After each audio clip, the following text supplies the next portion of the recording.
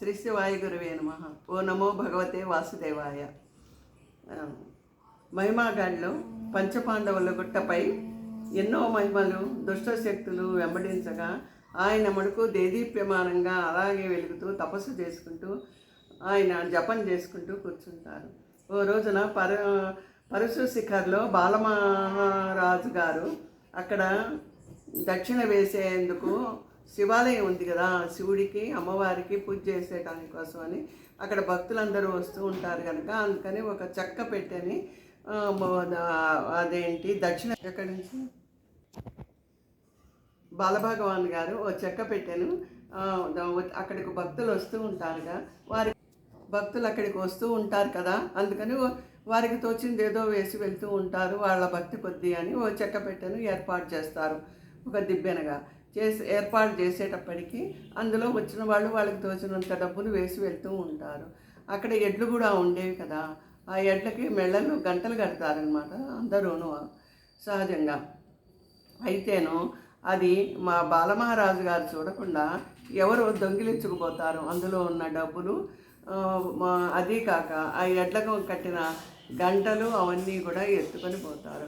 ఎత్తుకుపోతే ఒక భక్తుడు అంటాడు, మా భగవాన్ ఏమిటి మీరు ఇలా చూస్తూ కూర్చున్నారు, ఇక్కడ దిబ్బెన పోయింది, ఎడ్ల మెళ్ళల్లో గంటలు పోయినాయి అని చెప్పేసి అంటారు.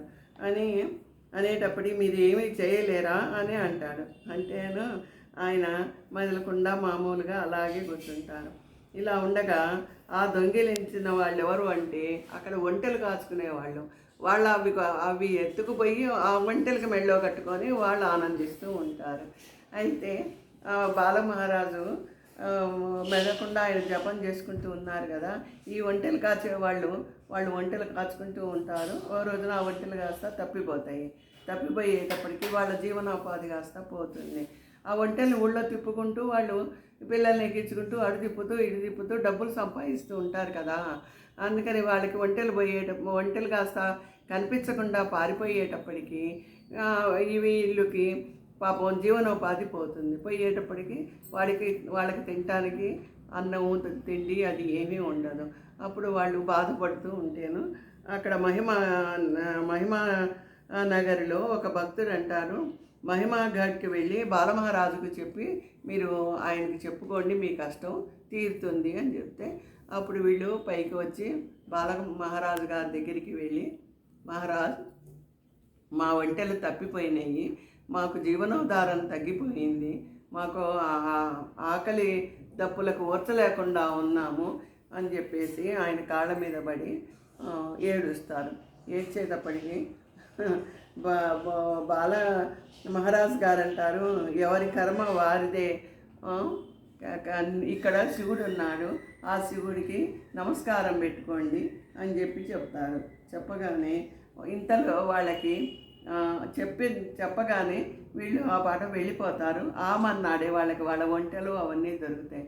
అప్పుడు వారు చాలా సంతోషంతో పైకి మహిమాగడికి వచ్చి భగవాన్ గారి కాళ్ళ మీద పడి పశ్చాత్తాపంతో భగవాన్ ఈ పని చేసింది మేమేను అని చెప్పి ఒప్పుకొని ఆయన్ని శరణాగతి వేడి అనేక నమస్కారాలతో అక్కడి నుంచి వాళ్ళు వెళ్ళిపోతారనమాట.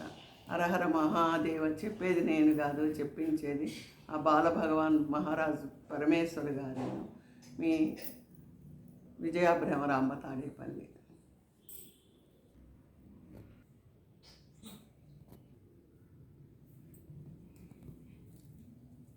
ఇంకో ఎపిసోడ్ ఏమన్నా ఉందా?